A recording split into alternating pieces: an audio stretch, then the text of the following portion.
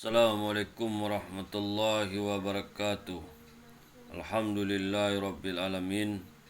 Wassalatu wassalamu ala ashrafil anbiya wal mursalin wa ala alihi wa ashabihi ajmain. Amma ba'du.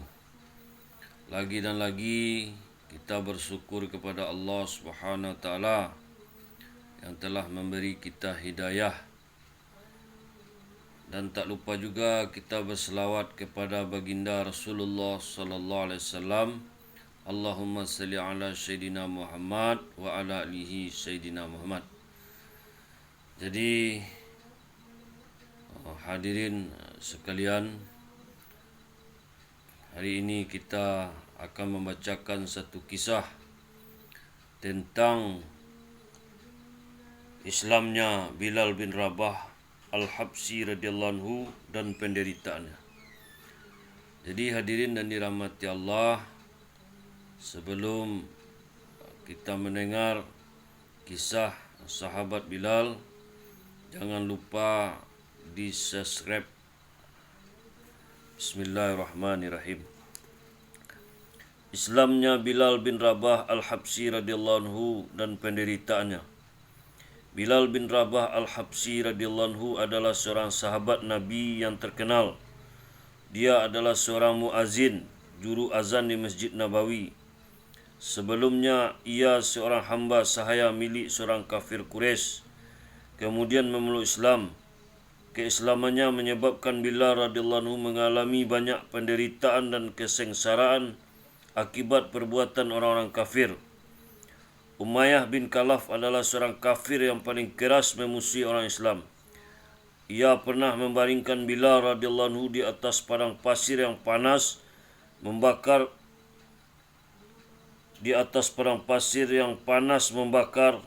ketika matahari sedang terik sambil menindih batu besar di atas dadanya. Sehingga Bilal radhiyallahu anhu tidak dapat menggerakkan badannya sedikit pun. Umayyah berkata, "Apakah kamu bersedia mati dalam keadaan seperti ini? Ataukah kamu mau terus hidup dengan syarat kamu tinggalkan agama Islam walaupun Bilal radhiyallahu anhu disiksa seperti itu?" Namun dia berkata, "Ahad, ahad." Maksudnya Allah Maha Esa. Pada malam harinya Bilal radhiyallahu anhu diikat dengan rantai, kemudian dicambuk terus-menerus hingga badannya luka-luka. Pada siang harinya dia dibaringkan kembali di atas padang pasir yang panas. Tuannya berharap Bilal radhiyallahu anhu akan mati dalam keadaan seperti itu. Orang kafir yang menyiksa Bilal radhiyallahu anhu silih berganti. Suatu kali Abu Jahal yang menyiksanya, terkadang Umayyah bin Khalaf, bahkan orang lain pun turut menyiksanya juga. Mereka berusaha sekuat tenaga untuk menyiksa Bilal radhiyallahu anhu. Dengan siksaan yang lebih berat lagi, ketika Abu Bakar radhiyallahu anhu melihat penderitaan Bilal radhiyallahu anhu, ia segera membelinya dan memerdekakannya.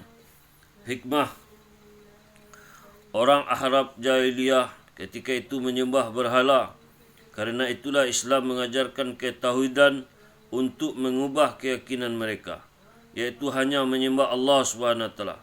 Inilah yang menyebabkan Bilal radhiyallahu anhu mengucapkan ahad, ahad. Hal ini disebabkan kerana keimanannya yang begitu kuat.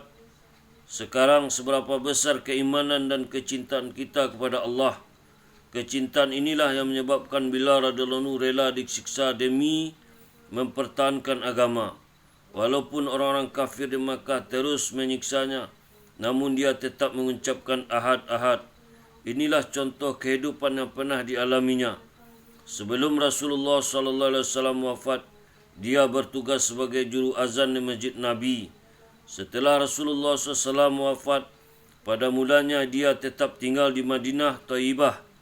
Tetapi kerana tidak kuat menahan kesedihan setiap kali melewati makam Rasulullah SAW, maka ia meninggalkan Madinah dan pergi bersama pasukan jihad fi sabilillah.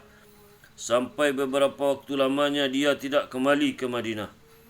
Pada suatu hari ia bermimpi bertemu Rasulullah SAW. Dalam mimpinya itu Nabi SAW bersabda kepadanya, "Wahai Bilal, apa yang menghalangimu sehingga engkau tidak pernah berziarah kepadaku?" Setelah bangun dari tidurnya, Bilal radhiyallahu anhu pun segera pergi ke Madinah. Setibanya di Madinah, Hasan dan Husain radhiyallahu anhu meminta Bilal radhiyallahu anhu agar mengumandangkan azan. Ia tidak mendapat menolak permintaan orang-orang yang dicintai itu. Ketika ia mulai berazan, maka terdengarlah surah azan seperti pada zaman Rasulullah SAW. Hal itu sangat menyentuh hati penduduk Madinah, sehingga kaum wanita pun keluar dari rumah masing-masing sambil menangis untuk mendengarkan suara azan Bilal radhiyallahu anhu. Setelah beberapa hari lamanya Bilal radhiyallahu anhu tinggal di Madinah, akhirnya dia meninggalkan kota Madinah dan kembali ke Damaskus dan wafat di sana pada tahun ke-20 Hijriah, Asadul Gobah.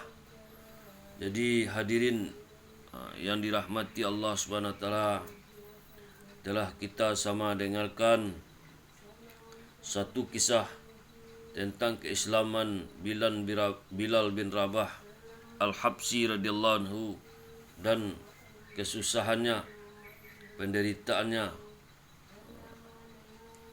Jadi hadirin yang dirahmati Allah, sebelum menutup majlis ini, jangan lupa di-subscribe dan di-like. Kita tutup majlis dengan doa kifarah majlis. Subhanallah wa bihamdihi, subhanaka Allah wa bihamdika, asyhadu an la ilaha illa anta, astaghfiruka wa atubu ilaik. Jangan lupa siap mengamalkan dan menyampaikan.